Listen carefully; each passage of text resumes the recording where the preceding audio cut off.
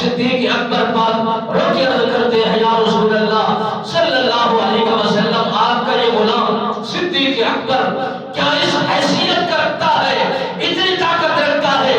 آپ نے ارشاد فرمایا کہ 360 درجے نیکی کے ہیں، آپ کے اس غلام صدیق اکبر کے اندر کوئی ایک درجہ بھی پایا جاتا ہے۔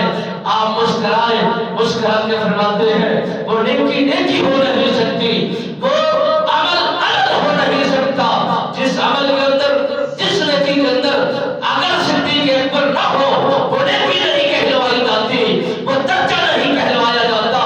360 درجے جو میں نے بیان کیے ہیں، میرے نبی رحمت سرکار نے فرمایا درجہ بدرجہ اے صدیق آپ کے اندر پایا جاتا ہے۔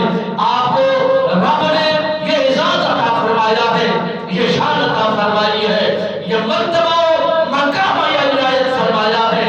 یہ درجے، یہ نیکیاں، یہ مرتبے ایسے نہیں مل جایا کرتے، اس کے لیے وقت لگانا پڑتا ہے، محنتیں